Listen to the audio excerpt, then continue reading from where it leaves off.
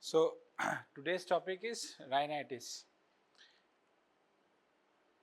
So what do you mean by rhinitis?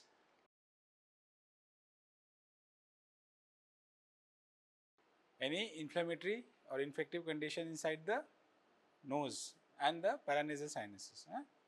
So that can be divided into acute and chronic. So in acute rhinitis, we are having these subtypes, the causative subtypes. That can be caused by virus, caused by bacterial infections, and the third one is irritative type. Acute, chronic, inacute, these are the further subtypes. So what is the most common cause of this? What type, which type of rhinitis is most common? There was a question in your MCQ. Viral, yes. Many of you attended it correct, but some of you attended it wrong also. So the most common is viral type. That is why it is called as common cold. So the etiology is several viruses like adeno, picorna virus and its subgroups such as rhinovirus, Coxsackie virus and ecoviruses. They are the causative organism. What are the clinical features in this? There will be nasal stuffiness, rhinorrhea, sneezing, low grade fever, and they can occur this secondary bacterial invasion. So the treatment is what? Suppose a patient with common cold presents to you, very common, that's why it is called as common cold. So what will be the treatment advised by you? First is to have an adequate rest. Why it is important? It cuts down the period of illness. Second is plenty of fluids. You will have to take in more fluids. Then of course the medications you know, antihistaminics, nasal decongestants. For pain you give analgesics and antibiotics for what? This is a viral illness. So why antibiotic is important? Yes, this secondary bacterial invasion. To prevent this condition, we give antibiotics. That means this is optional. In every case of common cold, you need not give this. Suppose वो 3-4 दिन से ज़्यादा extend कर रहा है, then you are giving this. Okay. And in NSAIDs, what type of NSAID is contraindicated here? Non-aspirin ones will be giving. Aspirin वाले हम नहीं देंगे. Why? Because it increases the viral shedding. This is MCQ. कि कौन सा मतलब कौन सा NSAID नहीं देते हैं, ठीक है? So, what are the complications that may arise due to common cold? It can lead inside the sinuses, causing sinusitis. Posteriorly, it can go in the nasopharynx, causing this eustachian tube blockage and this otitis media. And further below, it can go and cause pharyngitis, tonsillitis, bronchitis, and pneumonia. Okay? So these are the complications. So in viral type, what are the other viruses like influenza rhinitis? Influenza virus A, B or C are the causative organisms. Clinical features are similar to common cold. And one another thing very important is rhinitis associated with exanthemas, means skin lesions. So what are those? Measles में हो सकता है, rubella में हो सकता है, chicken pox में हो सकता है, ठीक है? Normally the rhinitis precedes the exanthema by 2 to 3 days. One another type is bacterial. In bacteria, this diphtheritic rhinitis is important. Can be caused by primary diphtheria or secondary to faucial diphtheria. May occur in acute or chronic form. How will it look like? It will look like a grayish membrane seen overlying the inferior turbinate and the floor of the nose. The membrane is tenacious and its removal causes bleeding. Okay. So treatment is like in diphtheria, isolation of the patient, systemic penicillin and diphtheria antitoxins. So this was about acute rhinitis. Okay. Now coming on to the chronic form. Chronic rhinitis, these are the further subtypes. Chronic simple, hypertrophic, atrophic, rhinitis sicca and rhinitis caseosa. इसमें से MCQ आता है, हाँ, you should be aware of this. So what is chronic simple rhinitis? The etiology is, what are the predisposing factors? The persistence of nasal infection due to sinusitis, tonsillitis and adenoids, common. Okay. Chronic irritation from dust, smoke, cigarette smoking or snuff. Due to nasal obstruction, it can precipitate. Vasomotor rhinitis can lead to this chronic simple rhinitis. And endocrinal or metabolic disorders like hypothyroidism. Okay, this is also MCQ. Okay, so the pathology is hyperemia and edema of the mucous membrane, hypertrophy of the seromucinous gland and increase in goblet cell. That's why it leads to increased production of nasal secretions. Okay,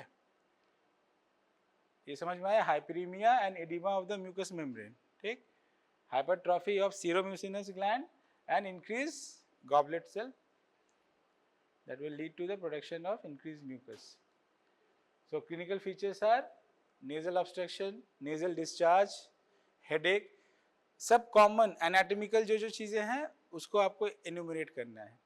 ठीक है, नाक बंद, nasal obstruction, discharge आ रहा है, due to nasal stuffiness you will be feeling increased headache, then there will be swollen turbinates. अब यहाँ पे क्या क्या टाइप्स थे? सिंपल, हाँ, दिस इज हाइपरट्रॉफिक. इन दोनों में क्या डिफरेंस है? The main difference is swollen terminates, but these turbinates pit on pressure. आप जब probing करोगे in examination part, they will be pitting on pressure. If the turbinates are pitting, मतलब समझ रहे हैं? हाँ, बैठ रहा है हल्का सा. When you are touching it, it's not feeling hard. It is deforming. So if that is occurring, and they are shrinking with application of vasoconstrictor drops. अब आप एड्रेनालिन डाल रहे हो नाक में, हाँ, उसमें भी वो श्रिंक कर रहा है, या वैसोकॉन्स्ट्रिक्टेड ड्रॉप्स जो हैं ज़ैलोमेटाजोलिन, ऑक्सीमेटाजोलिन डाल रहे हैं, उससे वो श्रिंक कर रहा है. तो this is simple type. And if it's not responding to these things and it is not putting on pressure, then it is hypertrophic type. ठीक है. So another symptom will be post nasal discharge, that may be mucoid और mucopurulent inconsistency. So the treatment is, again, treat the predisposing factors, sinusitis, वो सब सारी चीज़ें जिससे हो सकती है, या nasal obstruction जिससे हो सकता है, उसको आप ट्रीट करें पहले. उसके साथ nasal irrigation with alkaline solution. What is this alkaline solution? Nasal irrigation with alkaline solution मतलब क्या हुआ? Nasal irrigation का मतलब क्या होता है? What is irrigation? What is irrigation? हाँ, ठीक. To run through something, to run, irrigate करना, to run the water through it. Okay, तो नोज के अंदर आप सलाइन इरीगेशन करेंगे with alkaline solution. Alkaline solution का मतलब क्या है? What will be the solution made up of? क्या क्या चीज़ें होंगी उसमें? Very good. उसमें होगा in a 280 ml of you are making a roughly 300 ml of solution. In that you are adding one part of washing soda, one part of sodium biborate and 2 parts of sodium chloride. ये तीनों चीज़ें mix करके आप solution बनाते हो. उसको आप, you are asking the patient to run through one nostril and it will come out through the other one. समझ में आया बात? एक सिरिंज टाइप की चीज़ में आप सॉल्यूशन को भर लेंगे over a wash basin. The patient will go and put it inside his nose, his or her nose, push it. The solution will run through this nostril, strike the posterior this nasopharynx and come out through the other one, other nostril. तो ये पूरा जो secretions जम रहे हैं, कैसे कैसे type के secretions थे? Mucoid, mucopurulent, those are the source of infection. तो that will be washed out. ठीक है. And ये alkaline क्यों ज़रूरत है? Because it thins out the thick secretions, ठीक है।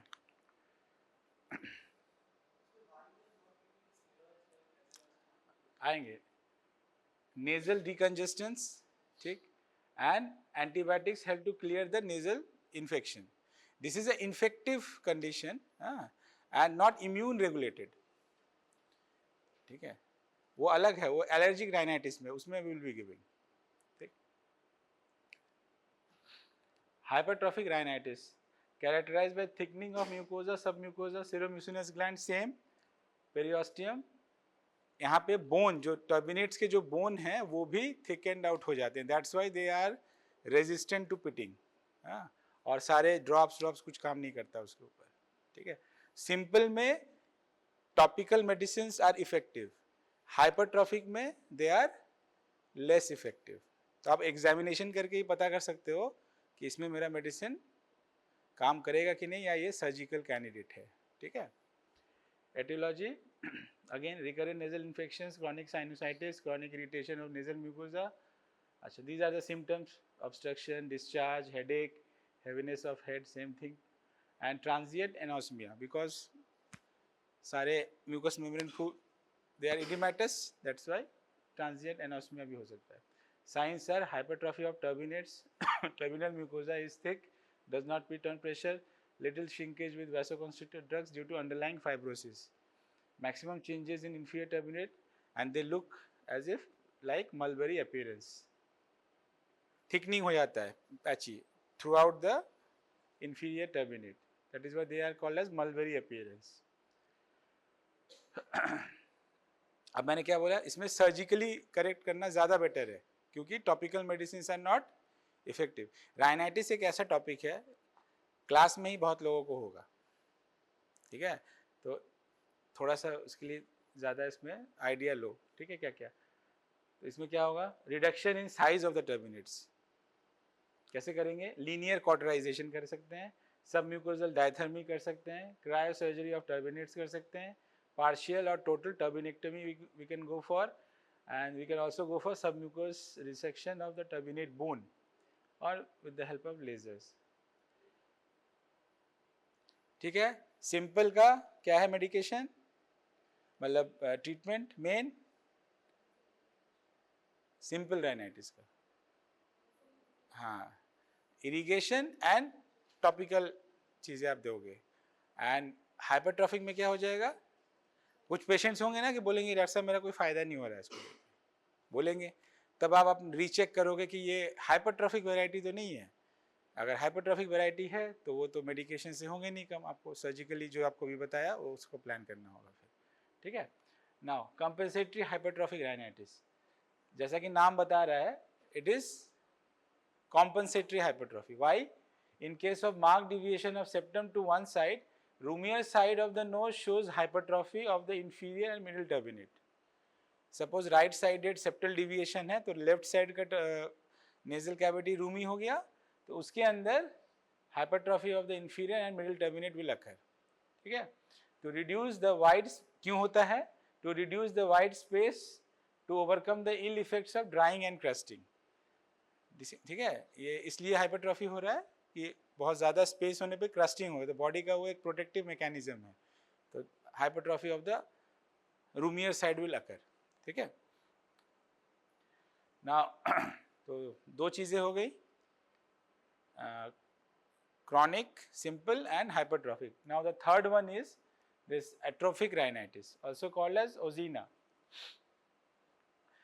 Cause क्या होता है, chronic inflammation of the nose characterized by atrophy of the nasal mucosa and turbinate bones. Atrophy, सब जगह hypertrophy था, यहाँ क्या है atrophy, हाँ मतलब destruction, हाँ this is a destructive वो, वहाँ पे क्या हो रहा था, म्यूकोजा हाइपरट्रॉफी हो रहा है, टर्बिनेट का बोन हाइपरट्रॉफी हो रहा है, यहाँ पे क्या हो रहा है, एट्रोफी हो रहा है, जस्ट उसका opposite. Primary atrophic rhinitis, aetiology, exact cause is not known, various theories regarding its causations are hereditary factors, endocrinal disturbances, females में होता है near puberty and tends to cease after menopause, okay. Racial factors में white population में ज़्यादा होता है, nutritional deficiencies like A D and vitamin A D and iron deficiencies में ज़्यादा मिलता है. इन्फेक्टिव ऑर्गेनिजम्स जो हैं जो इस कंडीशन में पाए जाते हैं, those are the Klebsiella ozaenae, also called as Perez bacillus, and these are other organisms that are found. But they are all considered to be secondary invaders, not primary. इनके वजह से नहीं होता है, ये मिलते हैं वहाँ पे, ठीक है, इस कंडीशन में ये मिलते हैं, लेकिन इनके वजह से नहीं होता है. Okay. Autoimmune process, the body reacts by a destructive process to the antigens released by the nasal mucosa. अभी सबका जो है, जो शॉर्ट फॉर्म है, that is mnemonic, that is what, HERNIA,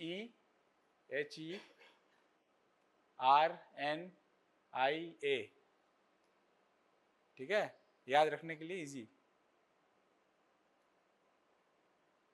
atrophic rhinitis short note में भी पूछा जाता है एग्जाम में. So the pathology is ciliated columnar epithelium is replaced by stratified squamous epithelium. Atrophy of the seromucinous glands occur. Venous sinusoids and nerve elements are destroyed. Obliterative endarteritis will occur. The bone of the turbinates undergo resorption and paranasal sinuses. They are usually small in these patients. ठीक है. There are two types. एक है type 1, type 2. Type 1 में क्या होता है? Characterized by end arteritis and periarteritis of the terminal arterioles, result of chronic infection. And this type 1 will benefit from vasodilator effect of the estrogen therapy. इसमें estrogen sprays use करते हैं, ठीक है. तो टाइप 1 में चूंकि वैसोकॉन्स्ट्रिक्शन की वजह से होता है, एस्ट्रोजन जो है वैसोडाइलेट करता है, तो उसमें हेल्प करता है. लेकिन टाइप 2 जो है उसमें वैसोडाइलेशन ऑलरेडी हुआ रहता है, vasodilation of capillaries which might be made worse by estrogen therapy, मतलब उल्टा हो जाएगा इसमें. Okay. So what are the clinical features? Atrophic rhinitis, commonly seen in females, starts around puberty. Foul smell from the nose, ठीक है. Marked anosmia, ठीक है. Merciful anosmia, ठीक है. Nasal obstruction क्यों होगा इसमें? इसमें तो एट्रोफी हो रहा है, सब कुछ ज़्यादा बड़ा हो जाना चाहिए, जगह जगह हो जाएगा, सब तो डिस्ट्रॉय हो जा रहा है. तो नेजल ऑब्स्ट्रक्शन कैसे होगा इसमें? Due to crusting. एट्रोफी होने के बाद जो क्या बोला था, कंपनसेटरी हाइपरट्रोफी क्यों होता है? कंपनसेटरी पढ़ा था ना अभी, क्यों होता है वो? रूमी हो जाता है तो बॉडी उसमें क्रस्ट ना बने, इसलिए हाइपरट्रोफी करता है मिडिल टर्मिनेट को, इंफीरियर टर्मिनेट को. इसमें क्यों रूमी हो जा रहा है? क्योंकि middle terminate, inferior terminate atrophy हो गए हैं, तो क्रस्ट बनने लगेगा. तो क्रस्टिंग की वजह से दिस नेजल ऑब्स्ट्रक्शन उसको फील होगा, ठीक है. एनाटॉमिकल नहीं है, but mainly due to crusting है. Okay. Nasal cavity is full of greenish or grayish black dry crust. Nasal cavities appear roomy. Nasal mucosa will be pale. Septal perforation and dermatitis of nasal vestibule can occur. Nose will show saddle deformity due to destruction of the septum. Okay. Prognosis: disease persists for years. क्या क्या treatment है? Nasal irrigation and removal of the crust. हम alkaline डूचिंग क्यों करते हैं? Crusting को prevent करने के लिए, एंड सिक्रीशंस जो हैं पेंटअप उसे निकालने के लिए. तो यहाँ भी nasal irrigation and removal of the crust important है. इसके बाद क्या करेंगे हम? 25% ग्लूकोज इन ग्लिसरीन उसे हम कोट करेंगे, ठीक है. क्यों करेंगे? It will inhibit the growth of the proteolytic organisms which are responsible for the foul smell, ठीक. And local antibiotics like chloromycetin, antiozaenae solution, जिसमें क्या क्या होता है? Chloromycetin, estradiol and vitamin D2. This is a question, ठीक है. Estradiol sprays use करते हैं, क्यों करते हैं? वो क्या करता है? Estrogen vasodilate, increases the vascularity of the nasal mucosa and helps in regeneration of the seromucinous glands. Placental extracts are injected submucosally. और क्या कर सकते हैं? Systemic use of streptomycin and potassium iodide by mouth which promotes and liquefies the nasal secretion. ठीक, surgically इसमें हम जा सकते हैं. क्या क्या सर्जरीज होती हैं? One is Young's operation, second is modified Young's operation. Young's में क्या करते हैं?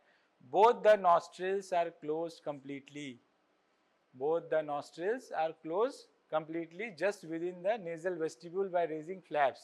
They are opened after 6 months or later. तब तक अंदर में mucosal healing we are expecting कि वो हो जाएगा. ठीक है. एंड मॉडिफाइड यंग्स में क्या होगा? अब इसमें पूरा नाक आप बंद कर दे रहे हो नॉस्ट्रिल्स को. ठीक, तो very discomforting to the patient. So a modification has come around, that is partially close the nostril. That is called as modified Young's operation. ठीक, so narrowing the nasal cavities among the अब ये nasal cavities को narrow करने के लिए और भी techniques हैं, जैसे some idea is आप narrow कर दोगे, roominess को कम करोगे, crusting कम हो जाएगा. ठीक है, तो उसके लिए और क्या क्या कर सकते हैं? some mucosal injection of Teflon paste कर सकते हैं, insertion of fat, cartilage, bone and Teflon strips under the mucoperiosteum of the floor and lateral wall of nose, and section and medial displacement of the lateral wall of nose. ठीक है, मतलब सबका idea ये है कि आप रूमिनेस को कम कर रहे हैं to reduce the crusting and जो नेजल ऑब्स्ट्रक्शन ये सब फीचर्स हो रहे हैं उसको आप कम करेंगे. Then the regeneration of the nasal mucosa will occur. ठीक, secondary atrophic rhinitis, specific infections like कहाँ कहाँ मिलता है? सिफिलिस में हो सकता है, lupus, leprosy, rhinoscleroma, long standing purulent sinusitis, radiotherapy और टू नोज और एक्सेसिव सर्जिकल ह्यूमर और turbinates. These are the causes of secondary atrophic rhinitis. Unilateral कब हो सकता है? Extreme deviation of nasal septum, atrophic rhinitis of the wider side. ठीक, then coming to the fourth one, rhinitis sicca. ठीक है, कभी सुना इसके बारे में? Crust forming disease seen in patients who work in hot, dry and dusty surroundings. क्या है? Hot, dry and dusty surroundings. जैसे कि एक एग्जांपल बताओ. Glass workers. एक कन्फाइंड टू द, कहाँ पे होता है ये? Confined to the anterior third of the nose. ठीक, क्या होगा इसमें? The ciliated columnar epithelium undergoes squamous metaplasia due to why? Due to heat and dust. ठीक है, atrophy of the seromucinous gland will occur and that will lead to crust formation, epistaxis and sometimes septal perforation. Treatment क्या है? Bland ointment और antibiotic and steroid and nasal douching. Douching मतलब this nasal douche, इसका क्या मतलब हुआ? Alkaline solution, nasal irrigation, उसको nasal douching भी कहते हैं. Rhinitis caseosa, fourth type, fifth हो गया. Unilateral and mostly affecting males. Nose is filled with offensive purulent discharge and cheesy material. Sinus mucosa becomes granulomatous. Bony walls of the sinus may be destroyed. And treatment is removal of the debris and granulation tissue, free drainage of the affected sinus. Now, this is a separate entity, allergic rhinitis. Allergic rhinitis is IgE-mediated immunologic response to nasal mucosa to airborne allergens. दो type के होते हैं, seasonal and perennial. Seasonal मतलब particular season, perennial मतलब throughout the year.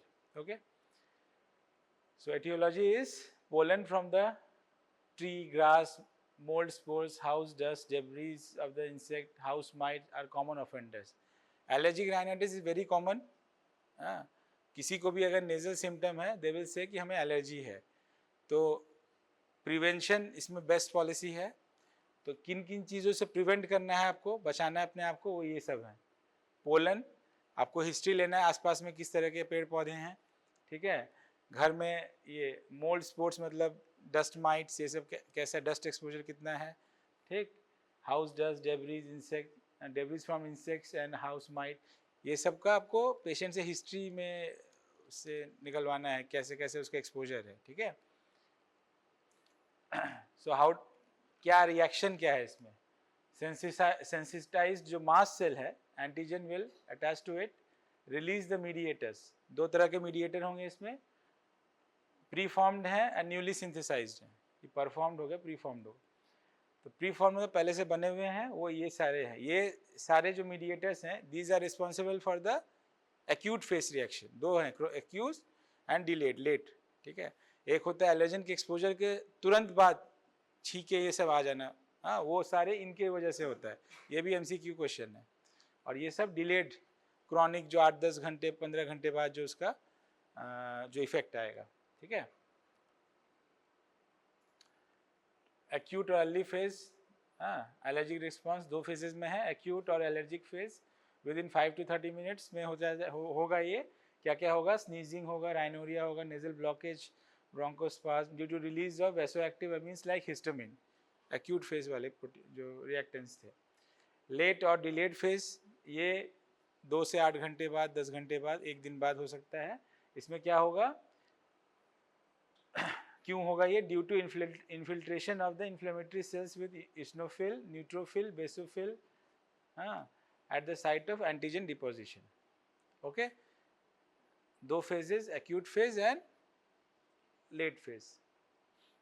Clinical features are there is no age or sex predilection. Symptoms of seasonal nasal allergy, everybody knows, paroxysm, sneezing होगा, बहुत सारे bouts में आएंगे, 10 to 20 sneezes at a time, feeling of nasal obstruction, watery nasal discharge and itching inside the nose.